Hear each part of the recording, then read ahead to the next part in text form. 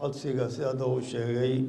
agaasimaha anaa cusaan oo shirka lagu socdo markii laga raali noqdaan aan soo jeedinayaa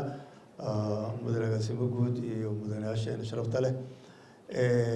bismillaah haddee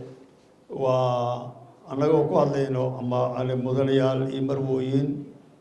mas-uuliyiinta goobjoogga ah oo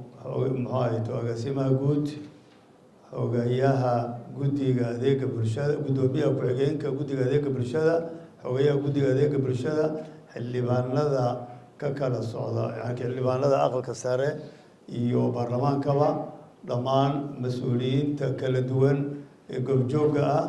ee dhakhaatiirta agaasimayaasha waxyaha wasaaradda caafimaadka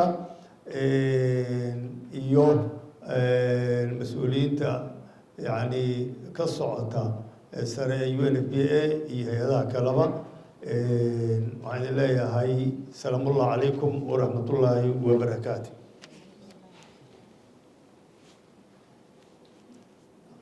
anigoo ku hadlaya magaca guddiga adeega bulshada horumarinta adeega bulshada ee aqalka sare waxaan kow u mahadcelinayaa wasaaradda caafimaadka federaalka ee soo qabanqaabisay kulanka qiimaha badan ee qaran ee muhiimka ee ku saabsan ee muhiimka gaarka leh ee ku saabsan qorsheynta qoyska iyo ballanqaadyada Soomaaliya ee FP 2030 doorka baarlamaanka gaar ahaan guddigeena adeega bulshada horumarinta adeega bulshada waa kormeer hagid sharciyeed iyo isla xisaabtan si loo hubiyo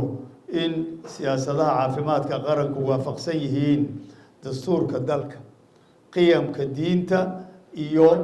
dhaqanka Soomaaliyeed isla markaana ay danta guud u adeegayaan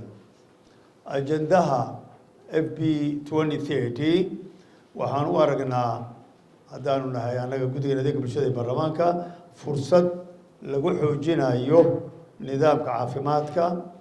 lagu hagaajinayo caafimaadka hooyada iyo dhallaanka laguna ballaarinayo helitaanka adeegyo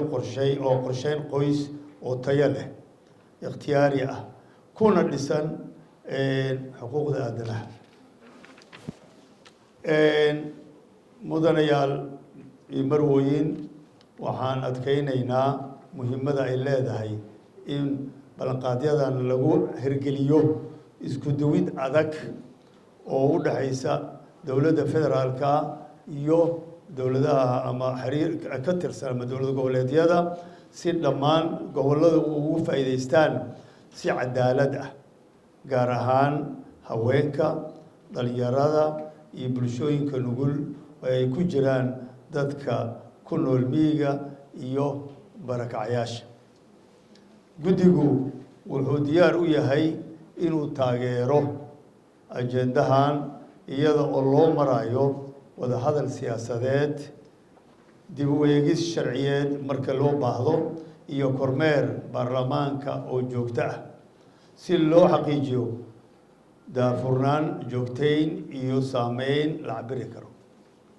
mudanayaal gunaanudkii horumarinta qorsheynta qoyska iyo caafimaadka taranka ee Soomaaliya waxay u baahan tahay mas-uuliyad wadajir ah iyo iskaashi joogto ah oo u dhaxeeya hay-adaha dowladda baarlamaanka saaxiibada horumarinta iyo bulshada rayidka ah ugu dambeyn wadajir ayaan ballanqaadyada ugu bedeli karnaa horumar la taaban karo oo nolosha iyo badqabka dalkeenna iyo dadkeenna wax ku soo kordhin kara mudanayaal aada iyo aad ayaan yani u hambalyeynayaa ugu dambeyntii aan ugu hambalyeynayo dhammaan kasoo qaybgalayaasha hay-adaha gacanta ka geystay oo UNFP ugu horeyso mas-uuliyiinta wasaaradda caafimaadka oo runtii aada iskuga howlay horumarinta hawshan muxuu ahayto qorsheynta qoyska iyo inta kasoo qayb gashay muxuu ahayto barnaamijkan oo labada maalin socday shalay maanta waxaan leeyahay iyo xildhibaanadeena sharafta leh maanta howlihii usoo daayay waxaan leeyahay waxaan ka sugnaa waxaa waaye runtii miro dhal la taaban karo dalkeena iyo dadkeena iyo ummaddeena iyo bulshadeena gaar ahaan haweenkeena